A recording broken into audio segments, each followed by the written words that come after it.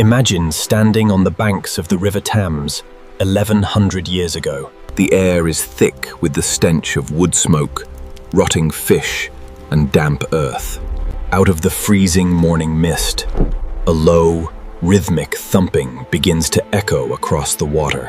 Then, the fog parts.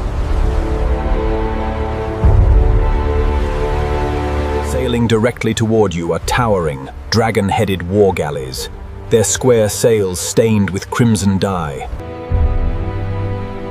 This is not the London of royalty, marble, and concrete. This is a lawless, muddy frontier where two completely different worlds are about to collide in blood and fire. To understand how London became the iconic metropolis we know today, we must first erase everything we think we know about it. In the late 9th century, the great Roman walls of Londinium stood as hollow, ghostly ruins, reclaimed by wild weeds and dark forests. The local Anglo-Saxons were too terrified to live inside them, choosing instead to build a sprawling, vulnerable trading settlement nearby. They thought they were safe. But to the Norsemen sailing from the icy fjords of Scandinavia, the Thames was not a barrier, it was a highway.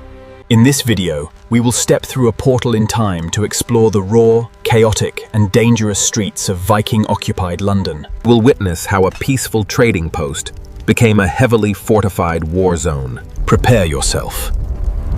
This is what Viking London actually looked like.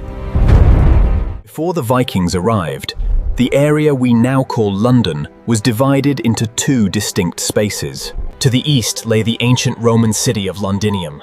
Its monumental stone structures, grand forums, and massive defensive... It was a silent graveyard of stone, avoided by the locals who believed it was haunted by the spirits of the past. Instead, the Anglo-Saxons built their own town, Lundenwic, a mile to the west, situated around modern-day Covent Garden and the Strand. Lundenwic was a thriving, open-air marketplace, but it was completely defenseless.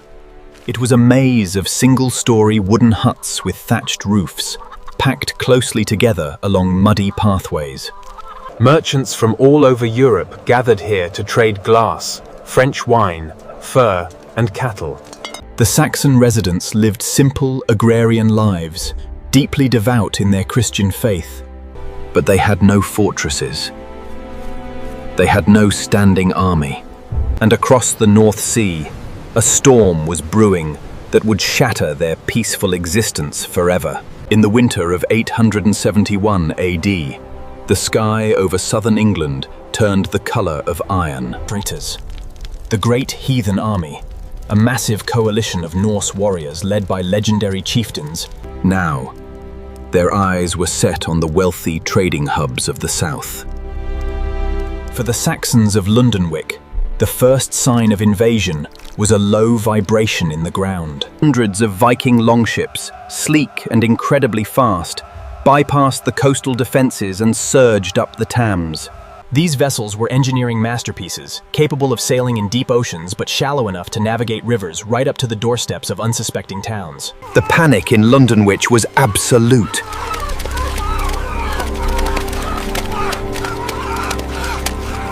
As the dragon prows ground against the muddy riverbanks, thousands of Norse warriors poured onto the shore. They wore heavy woolen tunics, chainmail shirts, and carried iron-rimmed wooden shields. There was no epic battle for the town. The Saxons fled into the surrounding forests. Vikings did not just raid Lundenwic, they occupied it. Realizing that the open Saxon town was too difficult to defend against counterattacks, the Viking warlords made a strategic... They moved inside the old Roman walls. For the next 15 years, the ruins of Roman London became a heavily fortified Viking winter camp. Step inside these ancient stone walls during the occupation, and the atmosphere would feel incredibly tense, dark, and foreign. The grand Roman archways were now patched up with rough timber and earth.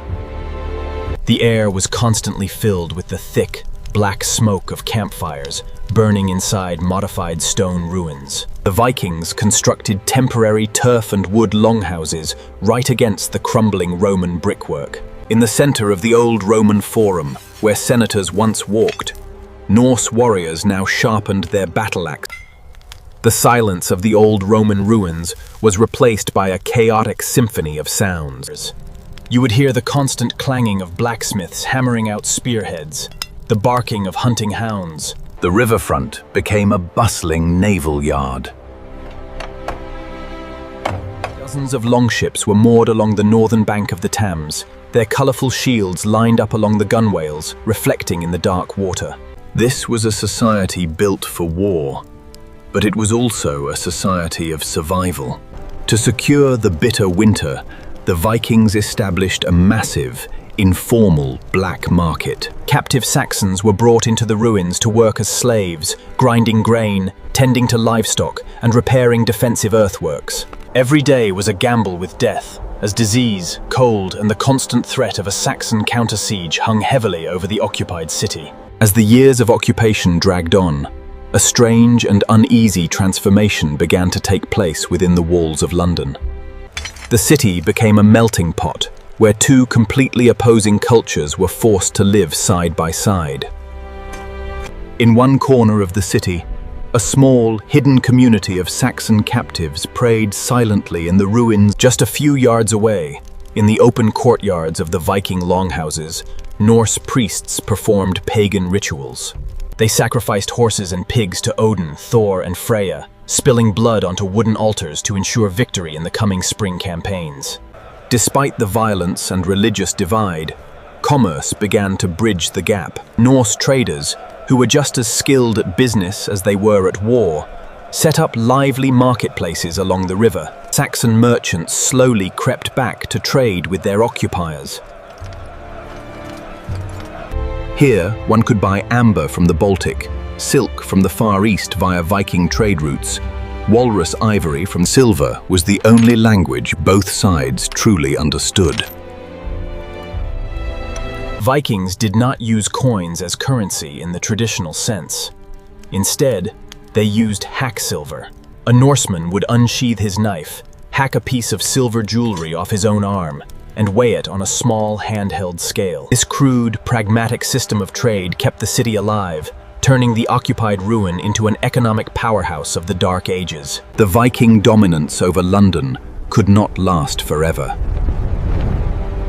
In the west, a brilliant and relentless Saxon king was assembling an army that would challenge the Norse invaders. Alfred understood that whoever controlled London controlled the trade, the transport, and the very heart of England. In 886 AD, Alfred launched a massive, coordinated assault on the Viking forces occupying the city. The details of the battle are shrouded in mystery, but the outcome was decisive. Alfred's forces breached the Roman walls, driving the Viking garrisons out of the city and back toward the eastern kingdoms. But Alfred knew the Vikings would return. To secure the city permanently, he ordered a revolutionary rebuilding project. He abandoned the old Saxon town of London.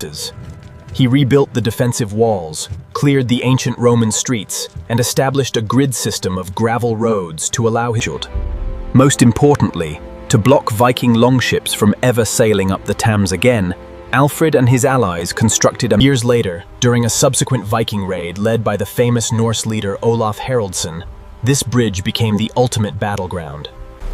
According to Old Norse sagas, Olaf's warriors tied their longships to the wooden pillars of the London Bridge, rowed downstream with all their might, and literally pulled the entire structure down into the churning waters of the Thames, dragging the Saxon defenders with it. This historic, catastrophic event is believed by many to be the real-world origin of the famous nursery rhyme, "London Bridge is falling down." The wooden bridge fell, the walls were breached, and the city burned more times than history can fully record. And yet, despite the endless cycle of invasions, fires, and slaughter, London did not die. Instead, the brutal collision of Saxon resilience and Viking ambition forged a new kind of city. The Norsemen who came to plunder eventually stayed to settle, marrying into Saxon families, trading in the markets, and leaving their language.